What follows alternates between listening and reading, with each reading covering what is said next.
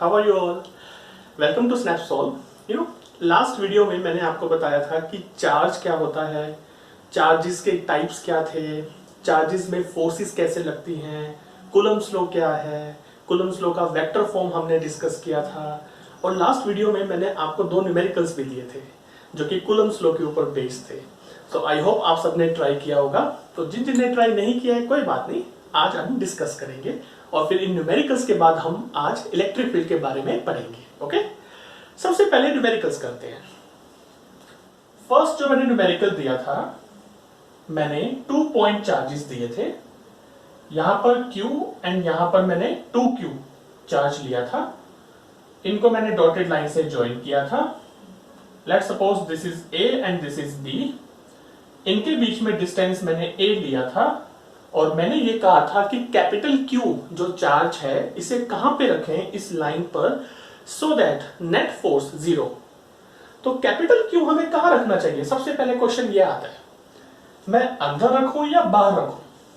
अगर let suppose मैं बाहर रखता हूं, इमेजिन करो मैंने यहां रखा, small q capital Q plus plus क्या करेगा? रिपेल, यानी कि इस पर फोर्स कहां आएगी? इधर F1 लेट सपोज कहते हैं।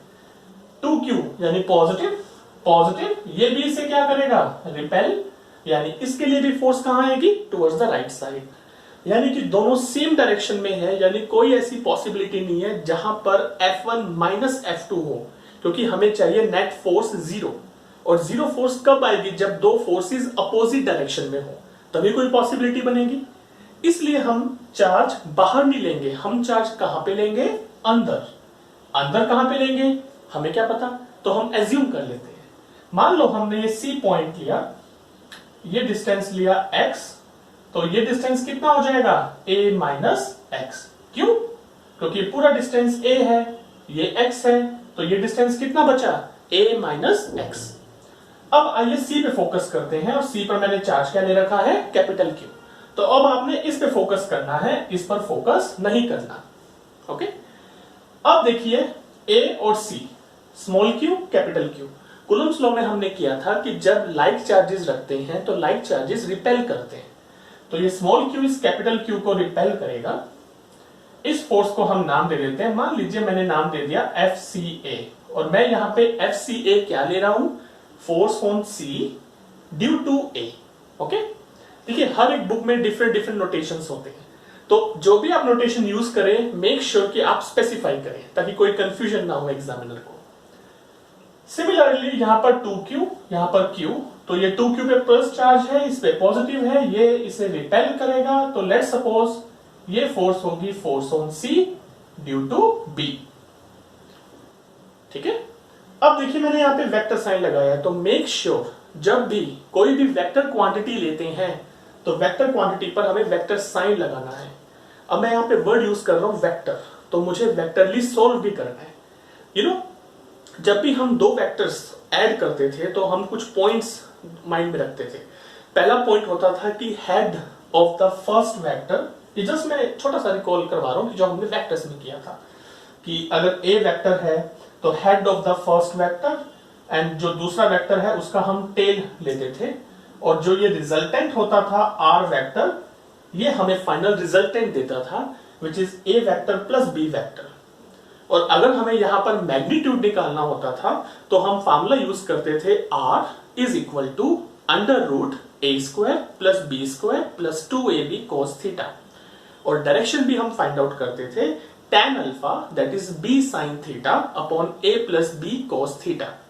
अब हालांकि इतना लंबा कुछ हमें यहाँ पे यूज नहीं करना है, हमें बस यहाँ पे ये देखना है कि दो वेक्टर क्वांटिटीज अपोजिट डायरेक्शन में है। अपोजिट है मींस थीटा हम क्या लेंगे? 180 डिग्री। तो वो जो फार्मूला मैंने भी आपको बताया है which is R is under root a square plus b square plus 2ab cos theta, theta की जगह क्या रखेंगे? 180 डिग्री, और cos 180 क्या होता है? -1, so that a square plus b square minus 2ab which is a minus b whole square under root, तो क्या आ जाएगा? a minus b. तो मैंने आपको ये क्यों बताया? क्योंकि यहां पर ये कॉन्सेप्ट अब हम अप्लाई करने वाले हैं, क्योंकि दो वेक्टर क्वांटिटीज अपोजिट डायरेक्शन में है। सो यहां पर ये करने से पहले हम इनकी मैग्नीट्यूड निकालते हैं। तो FCA, CA के, हमारा फार्मूला क्या था, के हम यहाँ पे क्या लेते थे 1/4πε0। चाहे आप के लिखिए चाहे आप ये लिखिए, डजंट मैटर, बट जो भी आप लिखें, फॉर एग्जांपल के अगर आप लिखते हैं तो आप स्पेसिफाई कर दीजिए कि k is equal to 1/4πε0। Charge capital Q, here we have small q upon distance is x square and unit जरूर स्पेसिफाई करें। देन सेकंड क्या है, force on C due to B। देखिए मैं अभी वेक्टर साइन नहीं लगा रहा, मींस मैं यहां पे सिर्फ अभी क्या ले रहा हूं, मैग्नीट्यूड। तो force on C due to B क्या होगा, 1/4πε0। अब देखिए यहां पे चार्ज कितना है 2q, यहां पर कितना है कैपिटल Q, और ये डिस्टेंस अब कितना है a minus x whole square with unit Newton.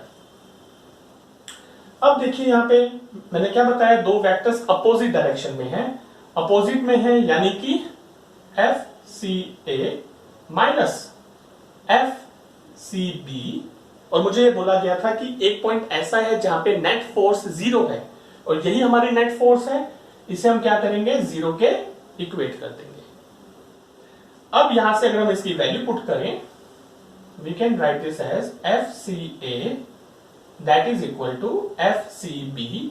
Now just put the value, तो यहां से क्या आ जाएगा 1/4πε0, इधर क्या है Q upon x square, and here we have 1/4πε0, यहां पर क्या है 2q into Q upon a minus x whole square, right.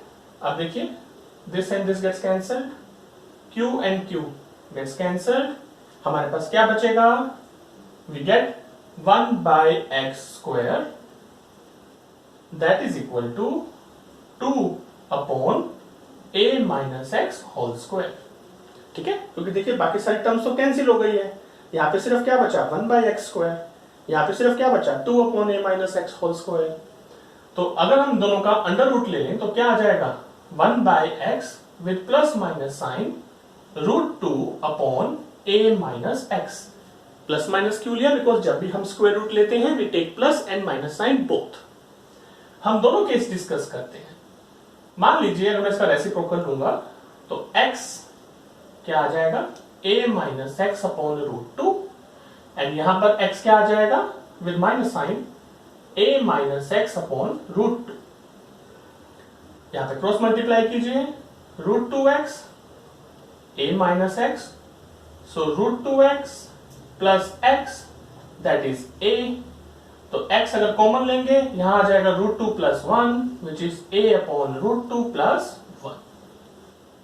Similarly यहां पे अगर आप लेते हैं तो x आप देखिएगा ये नेगेटिव में आएगा, नेगेटिव में आ रहा है, इसका मतलब क्या हुआ, डिस्टेंस नेगेटिव आ रहा है, यानी कि वो तो हम लेंगे नहीं, यानी इस केस को तो हम कैंसिल कर देंगे।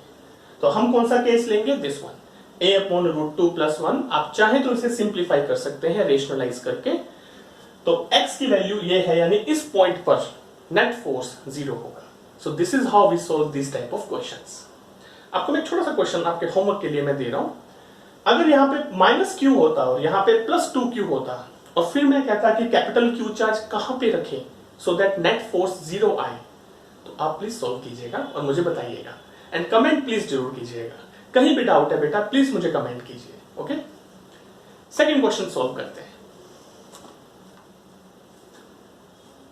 नाउ सी सेकंड क्वेश्चन देखते हैं। सेकंड क्वेश्चन मैंने ये दिया था, अगर एक स्क्वायर गिवन है, ओके, और स्क्वायर की साइड्स हमें गिवन है a, इन पे चार्जेस थे q, सब पर सेम इक्वल चार्जेस हमने रखे थे, ओके, इनकी साइड्स है a। क्वेश्चन था कि आपको a पॉइंट पर नेट फोर्स निकालनी है, तो हम क्या करेंगे, सबसे पहले इसे ज्वाइन करेंगे और इसकी लेंथ भी हम पाइथागोरस थ्योरम से निकाल लेंगे। और पाइथागोरस थ्योरम क्या थी, ab square plus bc square under root. So under root of ab square plus bc square यानी under root of a square plus a square क्या देगा, under root of 2 into a। अब हमें ए point पर force निकालनी है तो हम ए पॉइंट पर ही फोकस करेंगे। सबसे पहले ए का बी पर देखते हैं क्या इफेक्ट है। पॉजिटिव क्यू, तो ये इसे क्या करेगा, रिपेल। तो यहां क्या आ जाएगा, force on A due to b. ठीक है, चलो ये तो हो गया। अब आते हैं डी पे। ए को डी से देखो, क्यू एंड क्यू है, ये बी से रिपेल करेगा। तो यहां क्या आ जाएगा, force on A due to d. ठीक है, चलो अब क्या बचा, सी। ए का सी पे देखो, ये इसे रिपेल करेगा, force on A due to C. ठीक है, यहां तक करने के बाद अब हम एंगल देखते हैं। बिकॉज ये स्क्वायर है, सो बिकॉज ऑफ ज्योमेट्री ये एंगल कितना हो जाएगा, 45 डिग्री। ये 45 डिग्री है तो ये एंगल भी क्या होगा, 45 डिग्री। ये एंगल भी 45 degree because this is 90 degree. And diagonal जो है इस एंगल को बाइसेक्ट करता है। अब सॉल्व करने से पहले हम इनकी वैल्यूज निकालते हैं। सबसे पहले वैल्यू निकालेंगे एफ ए बी की। ए बी क्या लेंगे, के यहां पे क्या था, लास्ट क्वेश्चन में मैंने बताया था 1/4 पाई एप्सिलॉन नॉट। तो आपको स्पेसिफाई करना है k q into q which is q square upon distance square which is a square with unit Newton.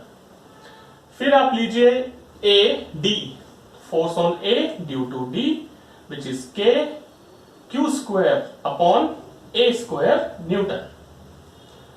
And then next क्या बचा आपका, ए सी। सो यहां पर A C which is k q square upon, अब distance कितना लेंगे, √2a whole square. Okay, so that ये क्या आ जाएगा, के q square upon 2a square Newton. Okay, अब जस्ट थोड़ा सा सिंप्लिसिटी के लिए अगर मैं के q square upon a square को एफ एज्यूम कर लूं, ये भी f हो जाएगा और ये क्या हो जाएगा, f upon 2 because k q square upon 2a square है, this is f, so this is f/2। ठीक है, ये स्टेप करने के बाद अब थोड़ा सा और सिंपल बनाते हैं। इसी डायग्राम को अगर थोड़ा सा मैं और सिंप्लीफाई करूं जस्ट फॉर इजी रेफरेंस, मैं इसको ऐसे लिख सकता हूं ताकि हमें और अच्छा समझ में आए और हम समझा भी सके एग्जामिनर को। एफ ए बी मैंने क्या एज्यूम किया है, f। एफ ए डी क्या एज्यूम किया है, f। एफ ए सी मैंने क्या माना है, f/2। और ये एंगल मैंने कितना ले रखा है, 45 डिग्री।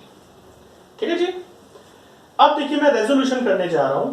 रेजोल्यूशन में हमने क्या पढ़ा था, हमने ये पढ़ा था कि जब भी हम किसी वेक्टर को रिजोल्व करते हैं ना, मान लो ये P पॉइंट है और इसके कोऑर्डिनेट्स हैं x, y और ये एंगल है थीटा, तो हम इसे रिजोल्व कैसे करते थे, यहां पर हम x लेते थे और यहां पे हम y लेते थे। x को हम अगर यहां ट्रायंगल लें, ट्रायंगल से साइन थीटा और कॉस थीटा निकालें, तो साइन थीटा क्या आता था, perpendicular upon hypotenuse which is y upon r। So y क्या आ जाएगा, r sine theta. And similarly x क्या आ जाएगा, r कॉस थीटा। यानी कि जब भी हमें किसी वेक्टर को रिजोल्व करना है x और y में, हम ऐसे रिजोल्व करेंगे। यानी x यानी हॉरिजॉन्टल कंपोनेंट क्या होगा, r cos थीटा और वर्टिकल कंपोनेंट क्या होगा, r sin थीटा। अब यही कॉन्सेप्ट यहां लगाते हैं, f/2 को रिजोल्व करो, तो f/2 को रिजोल्व करोगे तो यहां क्या आएगा, f/2 cos 45 डिग्री, और यहां रिजोल्व करोगे तो क्या आएगा नीचे, f/2 sin 45 degree. Okay, and ध्यान रखना जब भी हम जिसको रिजोल्व करें उसको भूल जाओ, ये है ही नहीं। यानी अब हमारे पास सिर्फ दो कंपोनेंट्स बचे, एक हॉरिजॉन्टल, एक क्या बचा, वर्टिकल। तो मैं पहले हॉरिजॉन्टल, जिसे मैं fx लिख रहा हूं, fx मेरा क्या है, देखो दोनों सेम डायरेक्शन में है। सो f plus f/2 cos 45 degree क्या होता है, 1/√2। और अब आ जाओ वर्टिकल में, वर्टिकल में मैं लिख रहा हूं fy अलोंग y एक्सिस, क्या हो जाएगा, f प्लस f/2 sin 45 भी क्या होता है, 1/√2। यानी अब हमारे पास सिर्फ दो वेक्टर्स हैं, fx और fy। और जब भी दो वेक्टर्स परपेंडिकुलर होते हैं तो क्या करते हैं, मैंने अभी आपको लास्ट क्वेश्चन में एक फार्मूला बताया था, √a² plus b² plus 2ab cos theta. Theta कितना है, 90 डिग्री, cos 90 क्या होता है, 0। सो रिजल्टेंट क्या आ जाएगा, √fx² प्लस fy²। अब क्योंकि f x f y equal है, मैं इसे कोई भी वेरिएबल मान लो, मैं एक्स मान लेता हूं, तो ये भी एक्स हो जाएगा। तो ये क्या हो जाएगा, under root x square plus x square which is 2x square which is root 2x। अब लास्ट में बस इसकी वैल्यू पुट कर देंगे। x क्या है हमारा, f plus f by 2 root 2 newton. और लास्ट में आपने क्या करना है, इस f की वैल्यू जो हमने क्या निकाली थी, के q square by a square, put कर देनी है। सो रूट 2 f कॉमन निकाल लो और कॉमन निकाल के इसकी वैल्यू पुट कर दो, k q square by a square. अंदर क्या आ जाएगा, 1 plus 1 by 2 root 2 newton. This is our final answer. So ये हमने अभी क्या फाइंड आउट किया है, ये फाइंड आउट किया है हमने magnitude of the resultant force which is acting along this direction. क्योंकि जब भी आपके दो वेक्टर्स इक्वल हो, रिजल्टेंट हमेशा बाइसेक्ट करता है, यानी इसकी डायरेक्शन कहां पे होगी, इसकी डायरेक्शन कहां होगी, अलोंग द सेम डायरेक्शन जो डायगोनल हमने लिया था। तो डायरेक्शन निकालने के लिए मैंने फार्मूला आपको बताया था b sin theta upon a plus b cos theta. तो वहां पे थीटा 90 डिग्री पुट करके भी आप थीटा, यहाँ पे जो अल्फा एंगल है 45 डिग्री निकाल सकते हैं। सो आई होप आपको ये दोनों क्वेश्चंस क्लियर होंगे। कहीं भी कोई डाउट आता है प्लीज मुझे कमेंट कीजिए। अब ये न्यूमेरिकल करने के बाद अब जो हम डिस्कस करने जा रहे हैं, क्योंकि अब तक हम चार्ज और चार्जेस में फोर्सेस कैसे निकालेंगे ये सब अब हम पढ़ चुके हैं। अगर मान लो अब तक मुझे एक चीज क्लियर नहीं हुई कि जब भी दो बॉडीज अगर मैं रखता हूं और दो बॉडीज अगर टच में हैं, मुझे पता है जब दो बॉडीज फिजिकली कांटेक्ट में है तो उनमें फोर्सेस लग रही हैं। बिकॉज मैंने एक टॉपिक पढ़ा था 10th में, फोर्सेस के 2 टाइप्स होते हैं, contact forces, non contact forces. Contact forces क्या थे कि वो फोर्सेस जो कब अप्लाई हो रहे हैं, जब दो बॉडीज फिजिकली कांटेक्ट में हैं।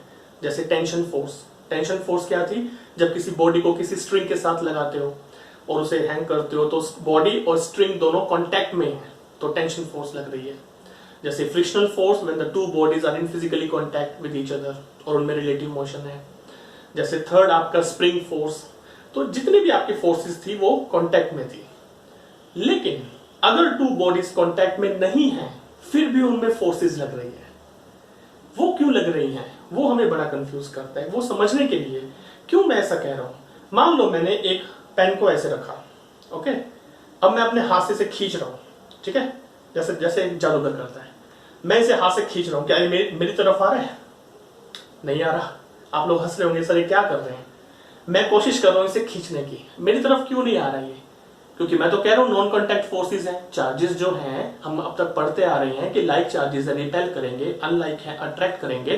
टच में तो नहीं कराया फिर भी वो अट्रैक्ट और रिपेल कर रहे हैं, ऐसा क्या है उनमें कि उनमें अट्रैक्शन और रिपल्शन हो रहा है। तो ये क्वेश्चन था जो साइंटिस्ट को काफी सालों से परेशान कर रहा था। तो वहां से हमारा एक टर्म आया इलेक्ट्रोस्टैटिक फील्ड या इलेक्ट्रिक फील्ड। ये क्या है इलेक्ट्रिक फील्ड, क्या मतलब है इसका। साइंटिस्ट जो है इस कंक्लूजन पे निकले कि जो भी चार्ज है, चार्ज क्या करता है, अपने सराउंडिंग में जो स्पेस है जहां पर चार्ज रखा है उसे इन्फ्लुएंस करता है, और charge influences the space around it. तो वो जब इन्फ्लुएंस करता है, उस इन्फ्लुएंस में जब कोई सेकंड चार्ज आता है तो या तो उस पर फोर्स ऑफ अट्रैक्शन या उस पर फोर्स ऑफ रिपल्शन लगती है। थोड़ा सा समझ में नहीं आया, इसको समझने के लिए मैं एक छोटा सा एग्जांपल देता हूं। मान लीजिए ये क्या है, मेरे पास परफ्यूम की बोतल है ना। अब आप फिर सोचेंगे सर ये क्या कर रहे हैं, ये देखो मैंने परफ्यूम लगाया, पहले शायद मेरे में से स्मेल आ रही होगी, लेकिन अब जब मैंने परफ्यूम लगा लिया है अब मेरे से कुछ फ्रेग्रेंस आनी शुरू हो गई। मैं क्या हूं, सोर्स बॉडी। सोर्स बॉडी जब मैंने परफ्यूम नहीं लगाई तब मैं अपने स्पेस को ज्यादा इफेक्ट नहीं कर पा रहा। जैसे मैंने परफ्यूम लगाई है अब मेरे में से फ्रेग्रेंस आ रही है। जैसे मेरे में से फ्रेग्रेंस आनी शुरू हुई तो एक मेरा रीजन बन गया है ना, इमेजिनरी एक मेरा रीजन बन गया जिसको मैंने इन्फ्लुएंस कर दिया। अब उस रीजन में जब भी कोई पर्सन आएगा वो पर्सन क्या करेगा, मुझे स्मेल करेगा, मतलब मेरी जो ये खुशबू है उसको सूंघते हुए आ जाएगा उस पर्टिकुलर रीजन के अंदर। तो मैंने क्या किया, उस रीजन को इफेक्ट कर दिया ना। ये क्या कर रहा है, फील्ड जनरेट कर रहा है। तो अब तो थोड़ा बहुत समझ में आ गया होगा कि फील्ड का मतलब क्या है। इलेक्ट्रिक फील्ड क्या है कि एक कोई भी चार्ज अपने रीजन को कितना इन्फ्लुएंस कर रहा है।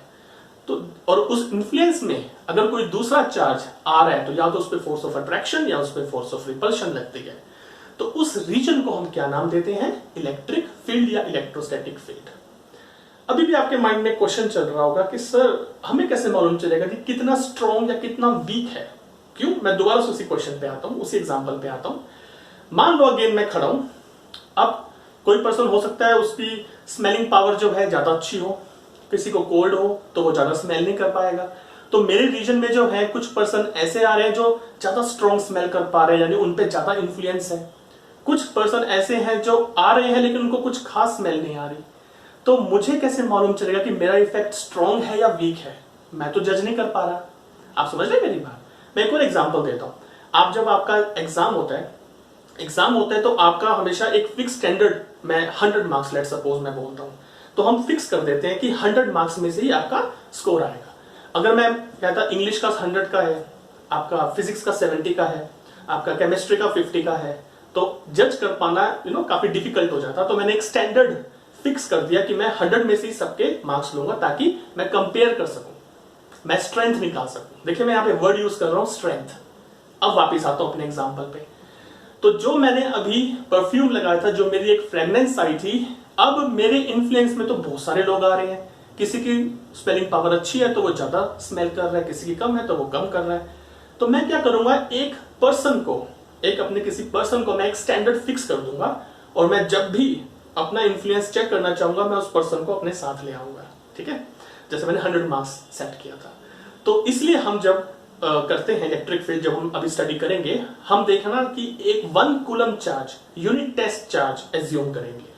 Unit test charge just simplicity के लिए हमने लिया है ताकि हम 1 कूलम पर एक्सपेरिमेंट कर सके, तभी इसे टेस्ट चार्ज कहते हैं। टेस्ट, क्योंकि हम टेस्टिंग कर रहे हैं इसके ऊपर। ओके, सो आई होप अब आपको शायद क्लियर हो गया होगा कि इलेक्ट्रिक फील्ड क्या है, कि एक चार्ज अपने सराउंडिंग में कितना इन्फ्लुएंस कर रहा है, सो दैट अदर चार्जेस पर हम फोर्स ऑफ अट्रैक्शन या रिपल्शन लगा सकें।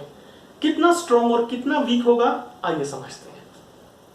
सो मान लीजिए मैंने यहां पे क्या ले रखा है, capital Q, and capital Q मैंने क्या ले रखा है, सोर्स चार्ज, एंड यहां पर मैंने क्या लिया हुआ है, यूनिट टेस्ट चार्ज।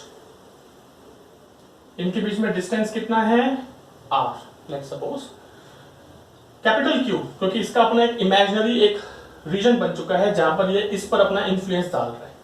तो अगर मैं इसको देखूंगा तो ये इस पर फोर्स लगाएगा इस तरफ, बिकॉज लाइक चार्जेस है तो रिपेल करेंगे। तो यहां पर मैं नाम दे रहा हूं P पॉइंट। तो यहां पर क्या आएगा, force at point P due to capital Q, capital Q। अब अगर मैं फोर्स निकालूं at point P due to capital Q, force का फॉर्मूला क्या होता है, 1/4πε0 which is K capital Q into 1 coulomb upon R square. तो यहां पर आप देख सकते हैं कि मैंने कैसे डिफाइन किया है, force on a test charge due to source charge is this. जहां पर टेस्ट चार्ज इस सोर्स चार्ज के इन्फ्लुएंस में आ रहा है और उस पर रिपल्शन लग रही है। तो इलेक्ट्रिक फील्ड को हम डिफाइन कैसे करेंगे, इलेक्ट्रिक फील्ड एक और वे है इसे डिफाइन करने का। इसी डायग्राम से अगर हम समझें, electric field is the force which is FPQ here with a vector sign experienced by the test charge। अगर मैं यहाँ पे, सर आपके माइंड में क्वेश्चन आता है कि आप 1 की जगह अगर Q कूलम लेंगे तो क्या होगा, क्योंकि 1 कूलम के लिए अगर फोर्स ये लग रही है तो Q coulomb per unit coulomb Q पर कितनी फोर्स लग रही होगी, that is my electric field strength. यानी electric field strength is the force experienced per unit test charge. ठीक है, सो पर यूनिट टेस्ट चार्ज पे जो फोर्स है दैट इज दिस, और फोर्स का हमें फार्मूला पता है दैट इज K। अगर मैं Q कूलम ले रहा हूं that is Q upon R square. अगर हम वेक्टर फॉर्म में लेंगे we write R cap upon Q, so that Q and Q gets cancelled and we get KQ upon R square into R cap. So this is how we find the vector form of electric field. या तो आप electric field strength कहें, electric field intensity कहें, या electric field कहें, एक ही बात है। तो इलेक्ट्रिक फील्ड में हम क्या कर रहे हैं, हम एक जो चार्ज है ये अपना एक इन्फ्लुएंस क्रिएट कर रहा है जहां पर हम फोर्स ऑफ अट्रैक्शन या रिपल्शन निकाल रहे हैं। So I hope this topic is clear to you all. अगर still if you have any doubt, I hope this topic is clear to you all. In case if you have any doubt, please comment. Thank you.